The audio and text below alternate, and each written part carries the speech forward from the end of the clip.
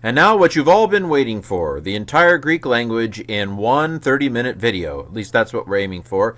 This is for New Testament Greek review for the final exam of a course that covered the entire Greek language without memorizing all of the forms. So the idea was to learn the functions without necessarily having to memorize all the paradigms, at least for the first semester. Now, I had the idea of putting this to the tune of Billy Joel's "We Didn't Start the Language. Greeks have long been writing since the Trojans fighting," but that probably wouldn't be as helpful as actually going through the slides, so we'll do it the normal way.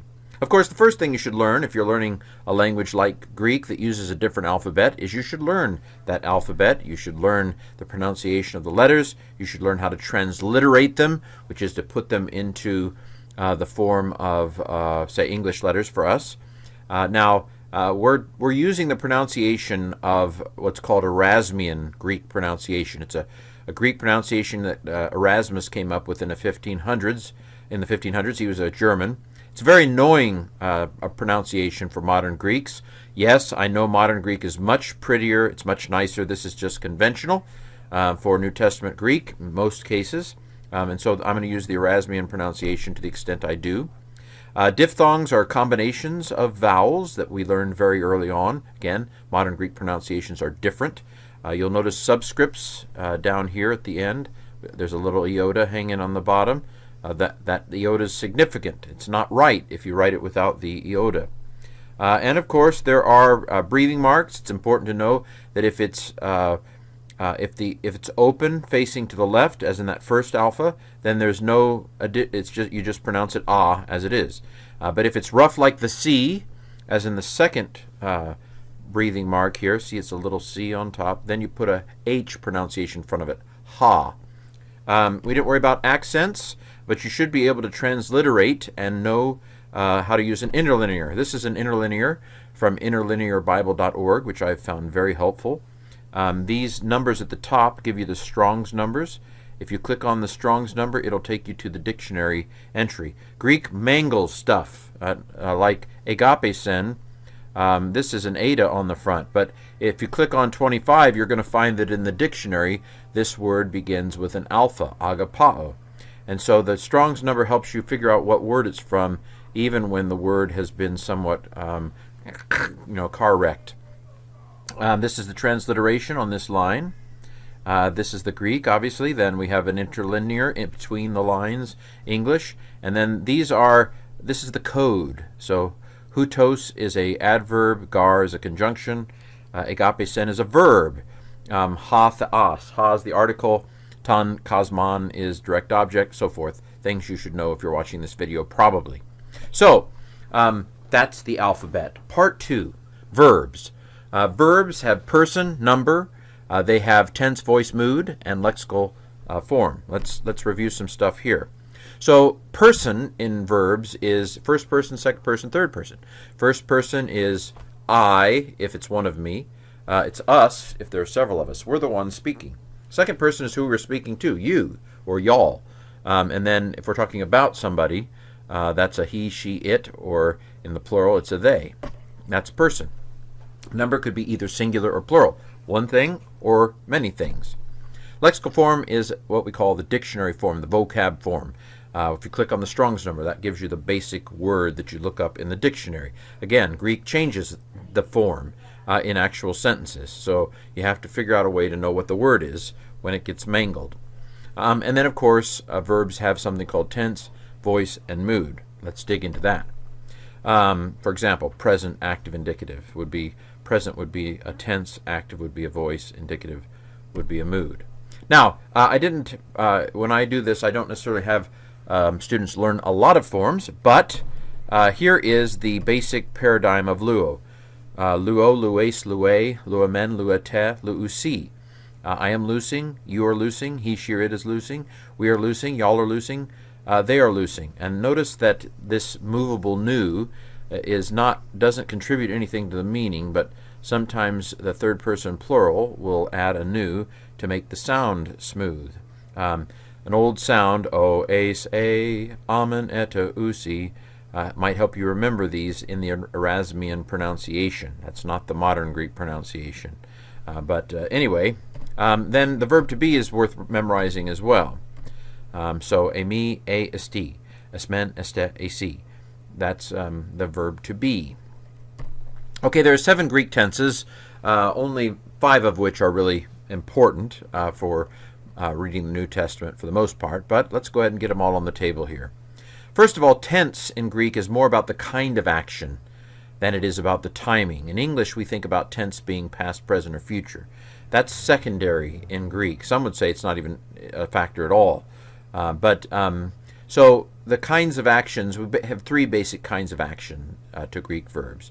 You can have continuous action, ongoing action that is.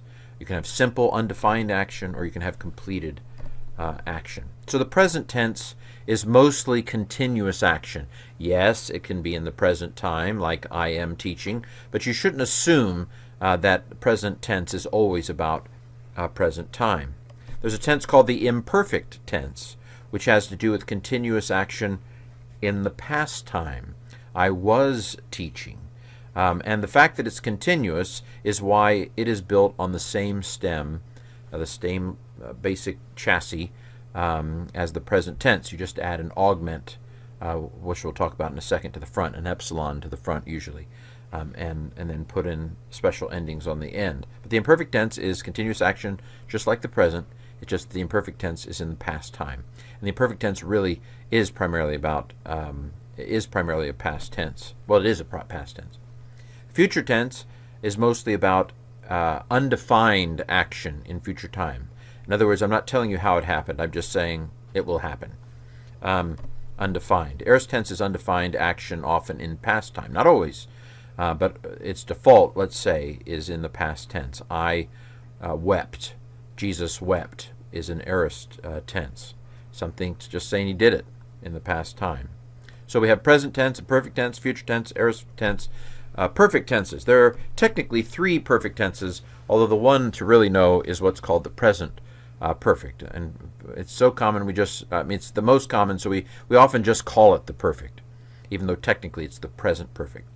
The perfect tense means completed action in the past, with it continuing to the present. So I have married Angie now for almost 20 years. That's something that happened, but we're not going to the chapel every day. It's something that happened, it's completed, and it continues. So that's the sense of the perfect tense. I've been married, for X amount of years. It happened, and it's still the case. There is also a past perfect and a future perfect, maybe.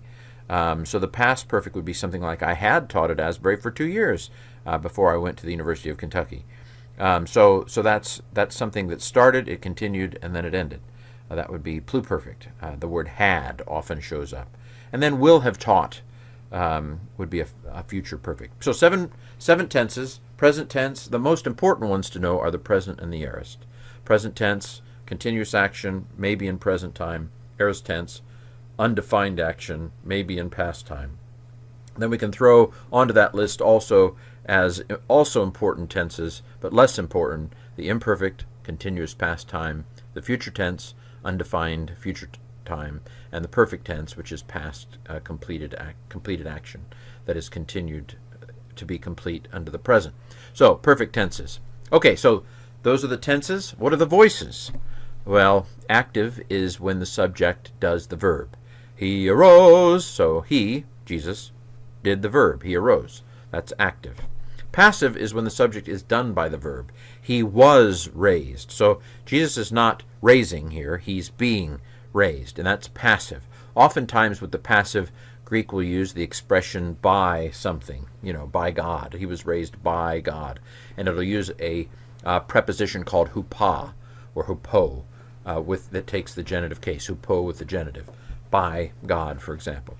And that's called agency. Agency is the word for that. There is also, Greek, just to make things difficult, there's a middle voice, which is somewhere in between active and passive. A lot of times you should just look it up. So, for example, the word I always use is archo. Archo in the active voice means I rule. Active, I rule. I'm doing the verb. However, in the middle, for some reason, archomai, the middle form of this word, means I begin. It's almost like a completely different word when you put a middle ending on it. Who knew? I mean, I don't know what the secret is. Maybe there's a history here to be sure, but I'm sure the Greeks didn't think about it. They just knew that when they used archomai in the middle voice, it meant begin instead of rule. They knew it deep down in their bones. So some middle voices are just a matter of looking it up in the dictionary, and the dictionary will say this means such and such when it's in the middle. Now, there is this other category called deponent. That's where a word looks middle or it looks passive, but it's actually not in its meaning. It's a wolf in sheep's clothing. It looks like a sheep, it looks like it's middle or passive, but it's actually an active wolf.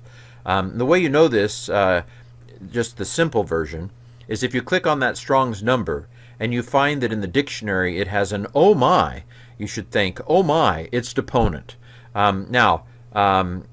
Not every oh my is deponent. Sometimes it's a real oh my and it's really middle, or it's really passive, as we'll find out when we go into the form semester that comes next. But if in the dictionary the word has an oh my on the end, that tells us that even its base form has a middle ending. And so if something's deponent, then it's active in form, active in meaning, but middle or passive in its form. Now, there are actually genuinely middle words, in which case it may have a nuance like reflexive. If you take the verb hit, Ken hit, and you put it in the middle, it might mean Ken hit himself, all in that middle verb. Or it could mean Ken himself hit. That's intensive. Or Ken hit one another. That doesn't make any sense. But so the middle voice can have a kind of nuance that's somewhere in between active and passive. It's active, but it's somehow, as the subject acts, he or she is not only acting, but acting on himself. One textbook I used once upon a time translated the middle, I loose in my own interest, which is pretty canned, but it began to get you a sense of what the middle had. The middle had a connotation of there is some investment in the verb by the subject. Don't worry about that. Okay, there are 4 moods. So there's verbs have tense, voice, mood, person, number, and lexical form. If somebody asks you to parse a verb, those are the things they want you to give you. Tense, mood, voice, person, number, lexical form. We've done person and number. We've done tense. We've done voice. So now we need to know what these moods are. There are 4 moods in Greek. The indicative is the default mode or mood. It's the mood of stating things and asking factual questions. Ken hit the ball. I'm indicating something. It's indicative. Now, of course, maybe he didn't. Maybe it's a lie. So just because it's indicating doesn't mean it's true. But it's the mode of saying is a factual mode. I can ask factual questions. Did you have lasagna for supper? Yes. So that's a factual question, an indicative question. There is a mood called the subjunctive mood. And of course, if you were using interlinearbible.org, the code is there to tell you what it is. Subjunctive is more the mood of probability, should, might. More on that to come in a later power slide. The imperative is the mood of command, again, more to come.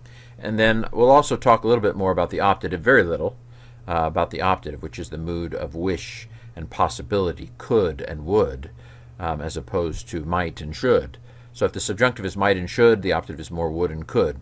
So we're moving kind of farther away from reality the farther down this list we go. In fact, you might put the imperative last, since anybody with children knows that making a command is the furthest from reality of all of these. But anyway, the optative isn't used much, so I've put it last. So those are the 4 moods, more to come.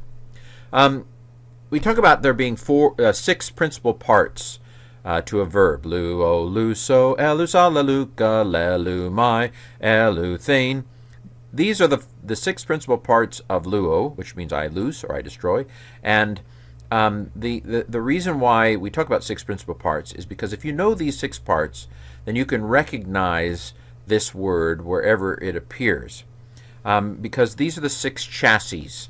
Every form of this word is built on one of these chassis. So the first one, luo, is the present stem, the present chassis. And off of this present stem is built both the present tense and the imperfect tense. You might say, well, why is the present and imperfect built on the same tense, since present is present time and imperfect is past time? Again, you're thinking English here. The primary sense of tense is kind of action, not timing.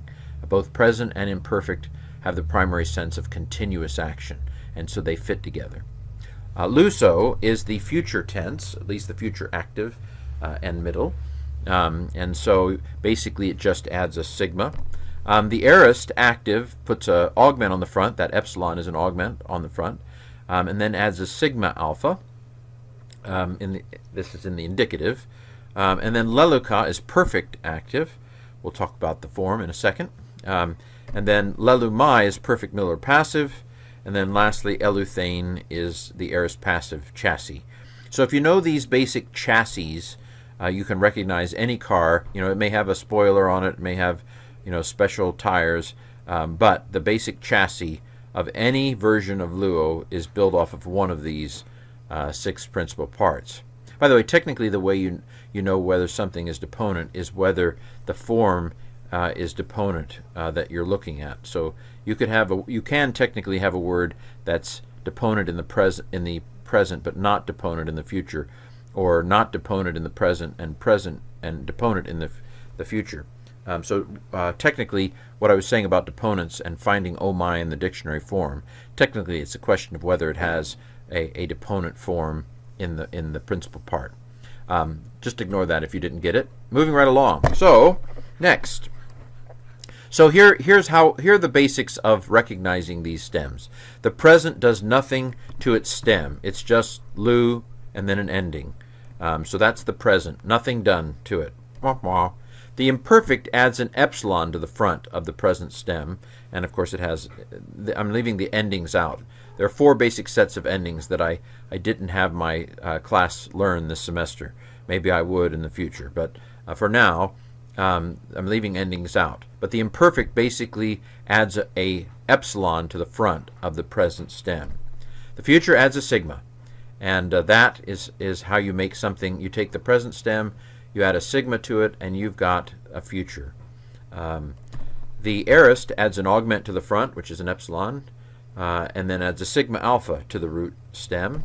Just reviewing. The perfect reduplicates the front of the root stem. See how what I'm doing is I'm describing what is taking place with these forms. So there's the augment for the aorist. There's the sigma alpha for the aorist.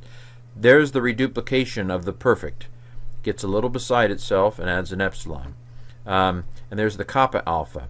I'm going to tell you in a second that the perfect Miller passive shoves the ending right on the stem. So there's no oh my there. Normally there would be an oh my, but it just crashes right into it. So future adds a sigma, aorist adds a sigma alpha, perfect reduplicates, perfect active adds a kappa alpha to the end of the stem, perfect Miller passive shoves the ending right into the stem, removes the connecting vowel. Aorist passive adds a theta eta to the end of the root stem. Why? Don't ask questions like that. You'll go crazy. But this is the aorist passive. Why is the aorist active like this and the aorist passive like this? I have no idea. Not important. It's just what happened. So this theta eta is the sign of the aorist passive. Okay. Then the future passive adds a sigma to that. Again, I don't know why, but it does. We just have to deal with it. So we have theta eta sigma and then an ending for the future passive. I will be loosed. I've been saying that you augment by adding an epsilon to the front. That's only if the verb begins with a consonant. Verbs that begin with a vowel augment or reduplicate by frying, or lengthening is a better, more technical term. Okay, so that's basically some form. I did give some form this semester, even though most of it has just been learning the functions. So that's most of verbs. We'll come back in a second to some other verb things, but let's switch to nouns now. Nouns in Greek have cases, they have numbers, they have genders. Number is, again, whether it's singular or plural. Gender is, Greek has 3 genders, masculine, feminine, and neuter. It usually has no impact on the meaning whatsoever. It's just a thing that Greek does. Cases. This is important, and it's not something that we do much of in English, so this is a hard point for a lot of us. If a noun is in the nominative case, if the code tells you it's nominative, then probably the noun is functioning as the subject of the sentence, or maybe the predicate nominative of the sentence if it comes after the verb is. Ken is a guy.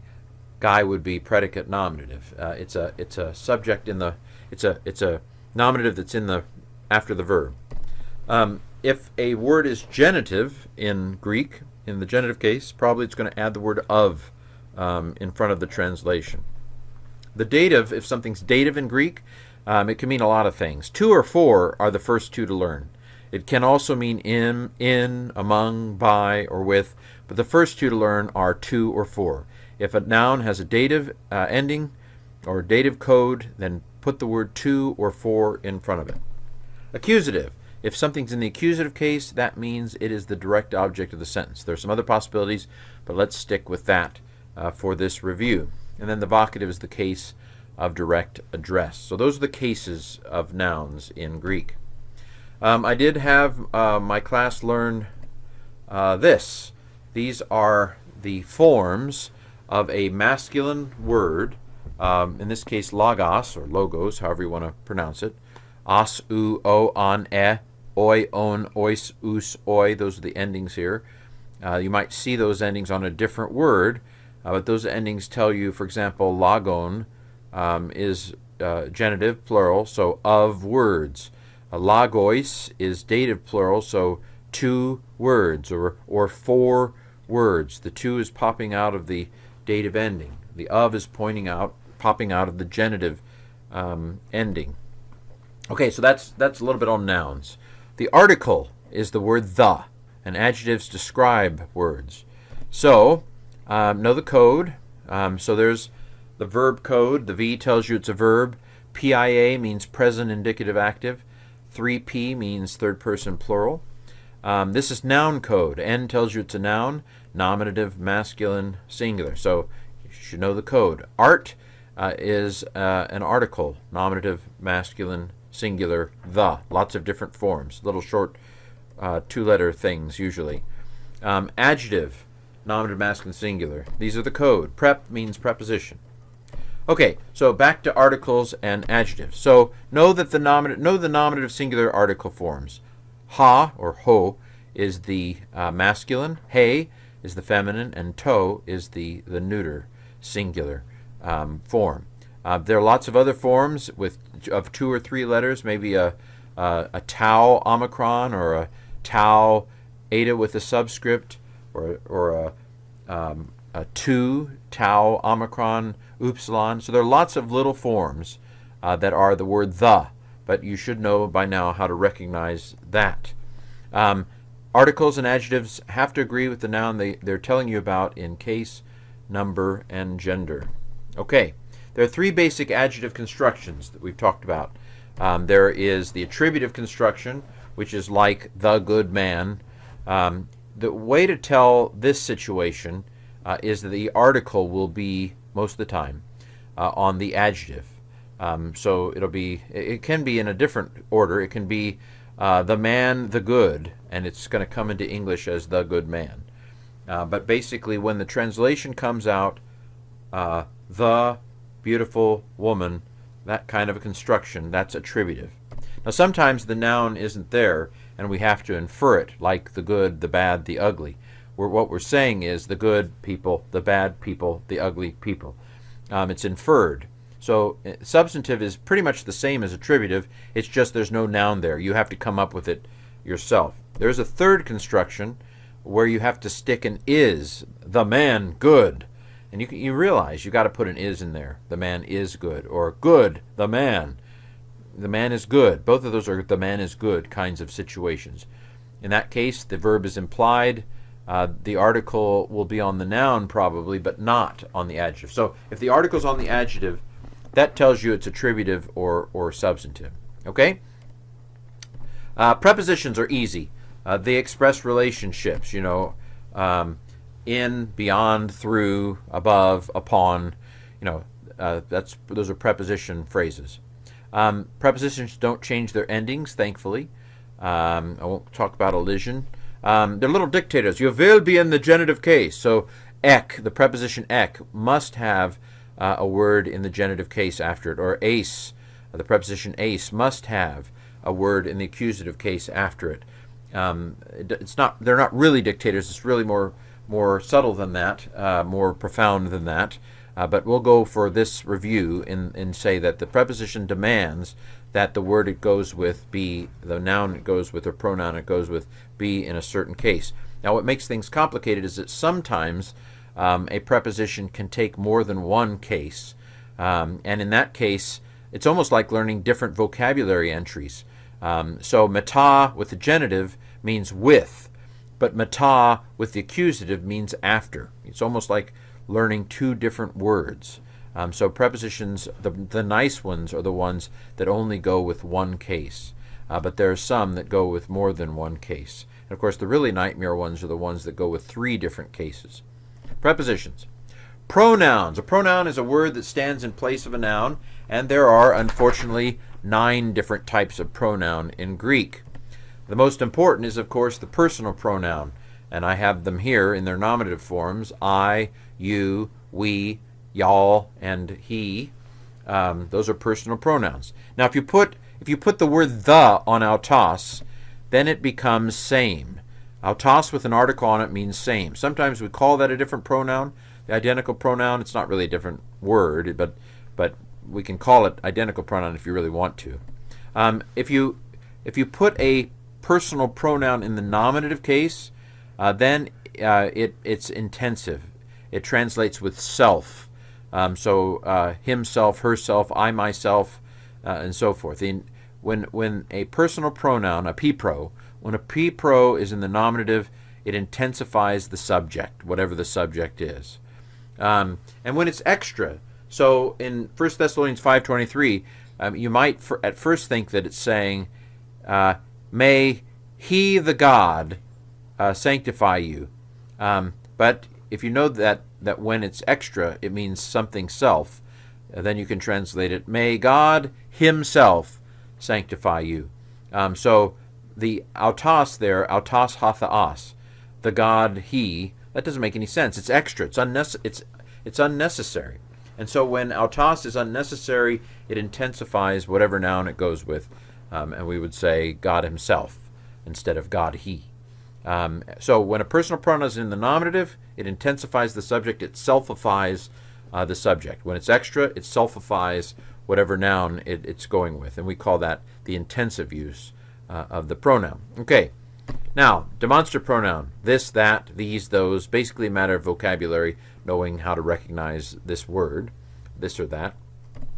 Relative pronoun translates as who, or which, or that. I am the God who heals you. That's a relative. Who heals you is a relative clause, and who is a relative pronoun.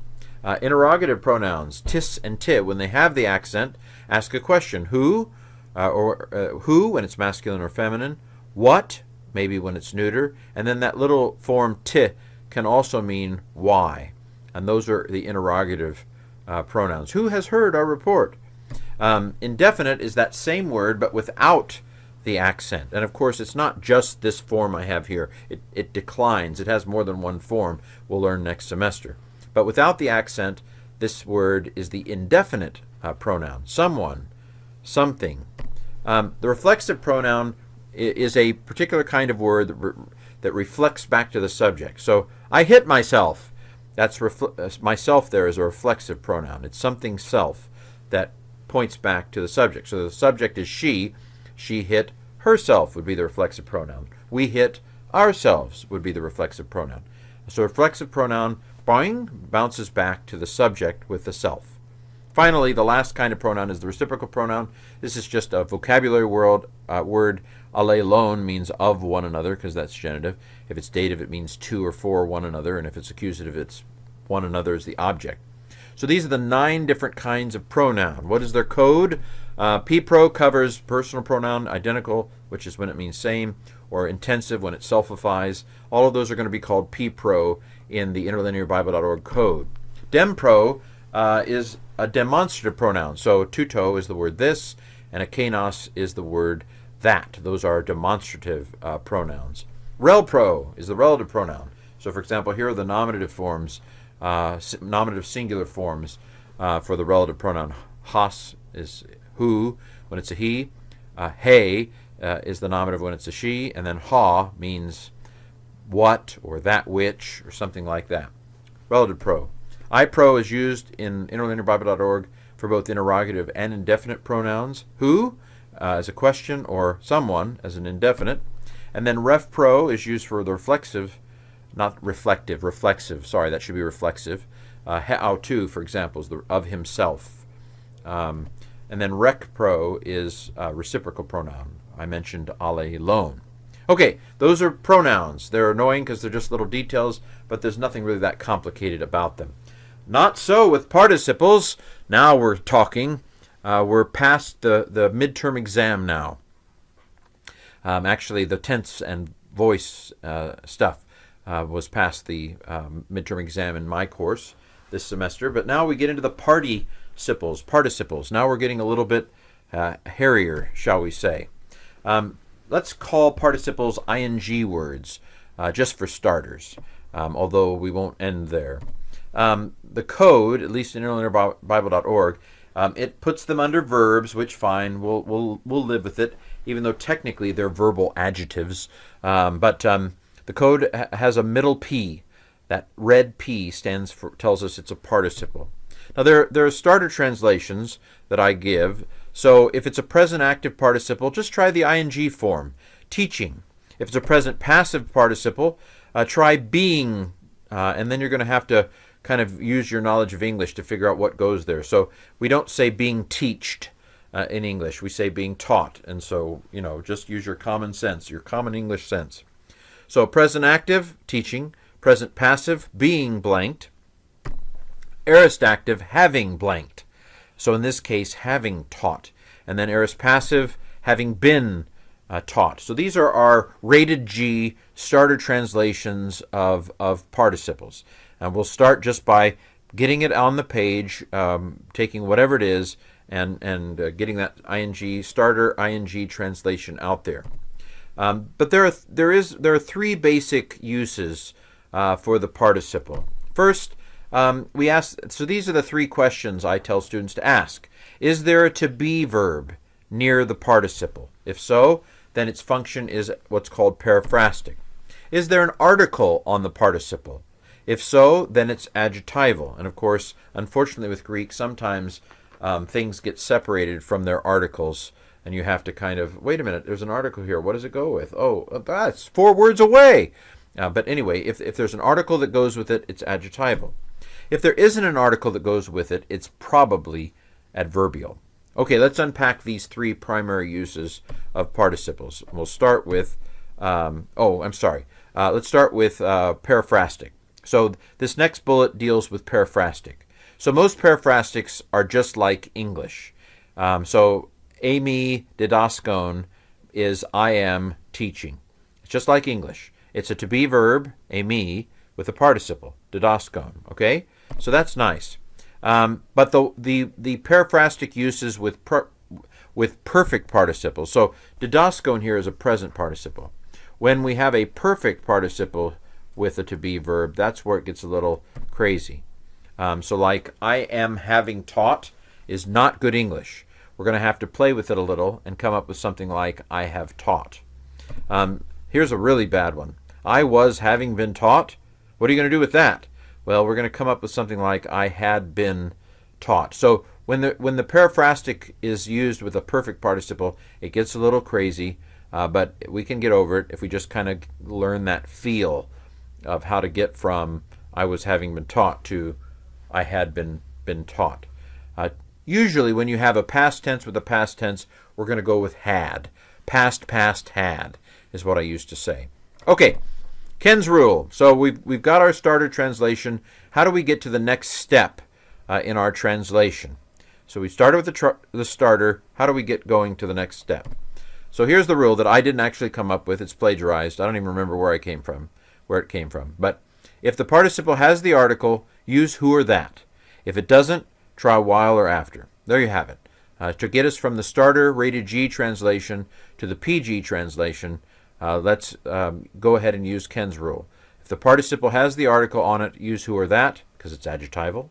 If it doesn't, try while or after, because it's adverbial. Maybe. Okay, so if a participle has the article, it's adjectival. Use who or that. This is the man, the teaching Greek. We would not say it that way in English. This is the man teaching Greek. We would say this is the man teaching Greek. Or even better, this is the man who is teaching Greek. Notice teaching, the participle, had an article on it, the. And so I used who. This is the man who teaching Greek. Still not quite there. This is the man who is teaching Greek. Okay? So that's how that works with the adjectival ones. Now, adjectival participles could also be substantive. And by that I mean sometimes the noun it goes with isn't there, and you have to come up with it. In John 3:16, it says, all the believing one might not perish but have everlasting life. Well, that's bad English. All the believing, there's no noun there. So I have to come up with one.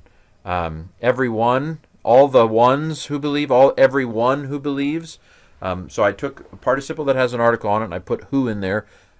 All who believe, but it's singular. So I might say everyone who believes. And there we have it. Everyone who believes in him will not perish. So that's a substantive participle that has an article in John 3:16 right there. Okay, adverbial participles. If the participle doesn't have the article, it's probably adverbial. Now, here's the bad news. Sometimes the context makes it clear that even though this participle doesn't have the word the on it, it still should be translated as if it had the word the on it. But if the participle doesn't have the article, probably it's adverbial. Now, when we're in beginning Greek, a lot of times we just stick with temporal, what are called temporal participles. And so we put the word while in front of it if it's a present participle, or the word after in front of it if it's an aorist participle. There's in Hebrews 1, it says, having made a purification for sins, he sat at the right hand of God. You can actually stick the word, it's an aorist participle, having made atonement, having made purification. You could stick the word after there because it's an aorist participle without an article. After having made a purification, he sat down. Then you can bring it on down to the smoothest translation. After he had made a purification, he sat down. You can't just go straight into English. Well, you can go straight into English, but sometimes it's really bad.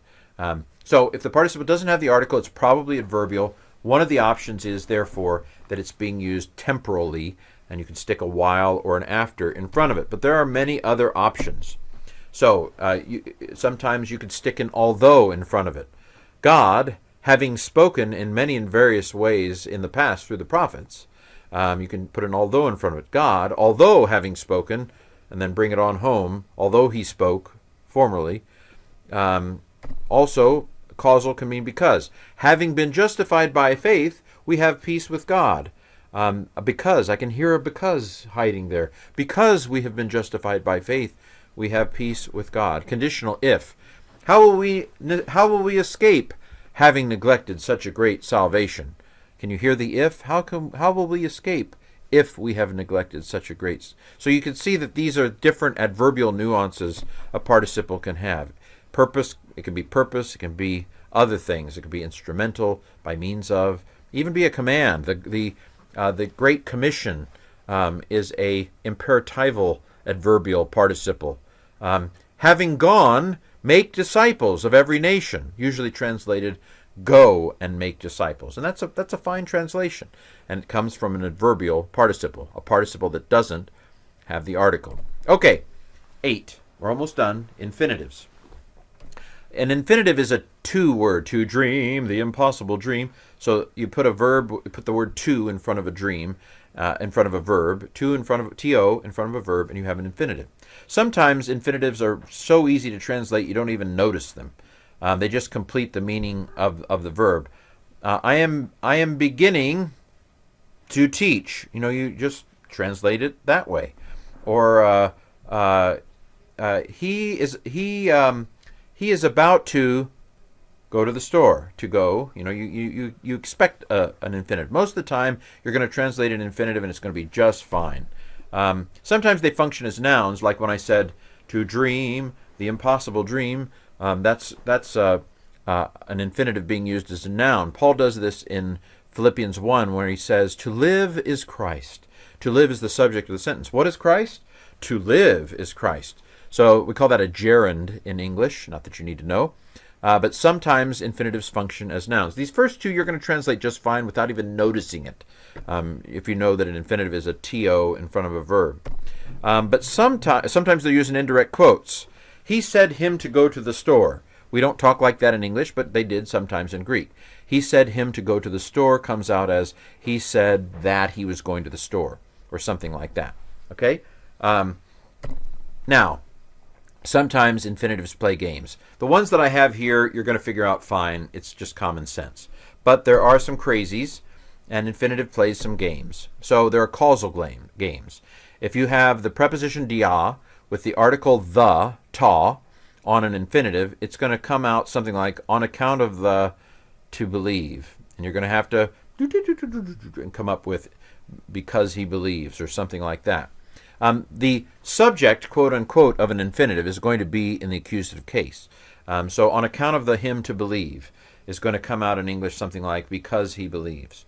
So that's a causal game that infinitives play.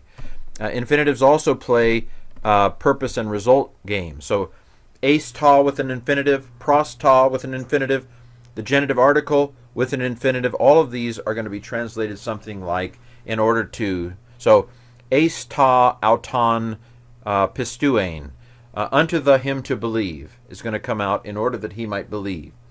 Again, don't ask why, just memorize that if you have an eis ta with an infinitive, a pros ta with an infinitive, a genitive article with an infinitive, it's going to translate in either in order that or with the result that. Then finally, there can be timing games, temporal games. Ento with the infinitive translates as while doing something. But ta with an infinitive translates as after doing something. Pra tu with an infinitive, or prine with an infinitive, translate as before doing something. Again, these are just games that infinitives play. We just memorize them and translate accordingly. We're close to the end now. Now remember I said there were four moods that verbs took: indicative, subjunctive, imperative, and optative. Let's dig into the subjunctive mood a little bit more detail now as we come down to the end of Greek. So sometimes this mood, this subjunctive, so the code will say this verb is subjunctive. What does it mean? Well, a lot of times when you have a subjunctive verb, it's because there's a conjunction that, like the preposition has said, you will be subjunctive if you're going to be with me. So the conjunction hina or hapos that introduces a purpose clause or a result clause in order that he might go to the store, with the result that he went to the store. Whenever either of these conjunctions, hina or hapos, is used, the verb that goes with them, somewhere, there's subjunctives are coming, there's going to be a subjunctive somewhere later on in that clause because hina demands that there be a subjunctive, at least in New Testament Greek. Sometimes the subjunctive can be used with the conjunction an to introduce a conditional clause. This is a if clause. If Ken gets here on time, we'll go to the movie. That's a conditional clause because what if Ken doesn't get here on time? But if an is there, then a subjunctive is coming. A subjunctive is coming. There's going to be a subjunctive later on in that clause if an is around. There's some others. So hatan is a temporal relative clause or a temporal clause whenever. Notice on is like a little bomb. Boom! It throws everything up in the air. When you put onto a word or when on is in a sentence, everything becomes more contingent. So you take hate, which means when, and you stick on it, and it becomes whenever. You take if, and put on it, it becomes an if. But anyway, all of these conjunctions introduce a clause that will definitely have a subjunctive verb in it. You could take the relative pronoun has and put that little on somewhere nearby, and it goes from who to whoever, what's called a conditional relative clause. So has introduces has is a relative pronoun that introduces relative clauses. But if you put on somewhere in the mix, then it becomes a conditional relative. It goes from who to whoever. You can have a subjunctive question. So if you put a semicolon, it's a question mark in Greek, after something, in a question, and then if you have a subjunctive in it, a subjunctive question is a should question. So it's not did we go to the store, it's should we go to the store. becomes a should question. Are we to go to the store? That's a deliberative question because you're deliberating it. And because you don't know, because you're only discussing the probability of doing it, it's used in the subjunctive mood. It's not an indicative question. It's a subjunctive question. A subjunctive verb with a question mark nearby. So uses of subjunctive so far, sometimes the subjunctive verb goes because there's a little dictator conjunction that said, you will be subjunctive. And so the verb's put in subjunctive because it follows one of these dictator conjunctions here. But the subjunctive can also be used with a question to ask a should question. Then there's also what's called a hortatory subjunctive, a lettuce subjunctive. That's a first-person plural subjunctive that asks something like, let us now go to Thessalonica. That's a first-person plural subjunctive that indicates a kind of command. Let us go to the store and buy lettuce. Anyway, so that's a hortatory subjunctive. When the subjunctive is in the first-person plural, it may be a hortatory subjunctive. You can also make a certain kind of prohibition with a aorist subjunctive. So there are two words for not. Is used with the indicative, and may is used with the subjunctive. So may with an aorist subjunctive is a way of saying don't do it. Don't steal. You can use may with the aorist subjunctive to make a prohibition. Since I'm talking about prohibitions, there are two other ways to make a prohibition. You can use may with the present imperative, which means don't you be quenching the spirit. So it's going to have a more of a continuous flavor if you use may with the present imperative. And then another way to make a prohibition is to use the future tense.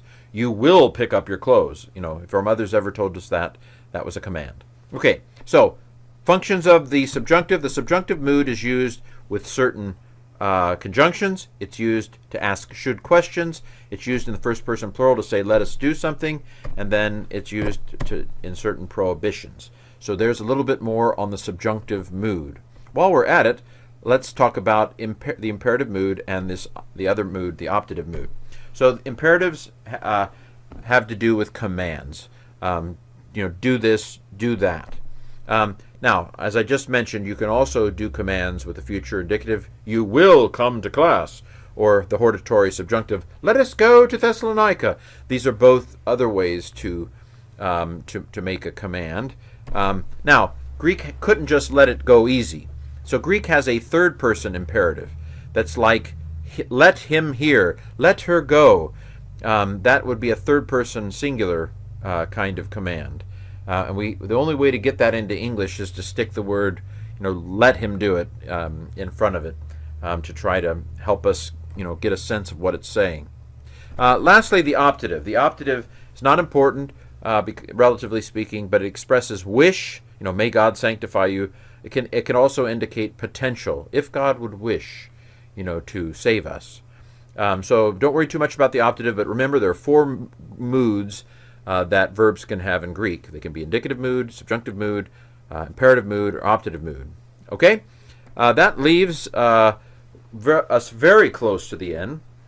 So there are independent clauses. That a clause has a subject and a verb. This is what distinguishes it from a phrase. A phrase doesn't have a verb in it, at least not a kind of indicative kind of verb or subjunctive kind of verb. So dependent clauses are clauses that are telling us about the main clause of a sentence, but they don't stand on their own. So take this clause. If he gets here on time, that is a clause. It has a subject and a verb, but it doesn't. It's not a sentence. And so clauses like that are called dependent clauses. And there are a number of them, and let me just summarize some of them. So in Greek, you can have a noun clause that begins with haughty when it means that. And so he said that he was going to the store. That he was going to the store all serves as the direct object. He said what? He said that he was going to the store. All of that's functioning grammatically like one word. It's a noun clause. The whole clause is functioning like a direct object, like a noun. You can also use haughty to introduce direct quotations. He said, I'm going to the store. And in most Greek New Testaments, it's going to capitalize the first word of a direct quotation like that, where you're giving the exact words the person said, the things that we would put in quote marks. Most Greek New Testaments are going to begin with a capital letter to signal that that's happening. That's one kind of clause in Greek. Causal clauses would be like when haughty is translated as because. Again, you would have translated these just fine without knowing what to call them, but there might be some evil examiner or competency giver that wants you to be able to identify what kinds of clauses these are. So when haughty means because, it's introducing a causal clause. You can have result clauses with the result that. Hosta is one way to introduce a result clause. Hosta will take an indicative verb. Almost all of these that I'm telling you now take an indicative verb unless I tell you otherwise. Hosta can also do an infinitive, so that him to be very afraid. That would be another kind of hosta construction with an infinitive. Conditional clauses. There are 4 basic kinds of conditions in Greek. The first one is the assume it's true if. If you are the Son of God, throw yourself down. That's going to use the conjunction a with an indicative verb. Now, the if I mentioned is on. If you want to say more conditional, contingent if you get here on time, then we'll go. Those are the 2 most important, that is, conditional clauses to know in Greek. There are also timing clauses, temporal clauses, like hate with when. I've talked a little bit about that already. Relative clauses with who, forms of has. I've talked about these already. Purpose clauses are usually subjunctive, introduced with hina. There you have it, the most important clauses in Greek and the kinds of conjunctions that typically introduce them. That brings us to the final slide and some final details. So, I should mention, maybe before I go, that you can put adjectives into a ER and an EST situation. So big is the normal adjective, big door. That's called the positive degree of an adjective. But you can say it's a bigger door or the biggest door ever. That's the comparative degree of an adjective and the superlative degree of an adjective. The code in interlinearbible.org, after the adjective stuff, puts a -c or a -s. -c if it's in the comparative degree, and a -s if it's in the superlative degree. And now for the final of the final, there are 2 special kinds of questions I feel like I would be remiss if I didn't tell you about. One is a question that expects a yes answer. It's going to begin with the word "ou," such as when Paul says, "Am I not an apostle?" Yes, Paul, you're an apostle. That statement in 1 Corinthians 9:1 begins with "ou." But you can also ask a question expecting a no answer. And that is going to begin with the other word for not, which is may. And so when Paul says, "All aren't apostles, are they?" In 1 Corinthians 12, that question begins with may. And this has been The Entire Greek Language by Ken Shank.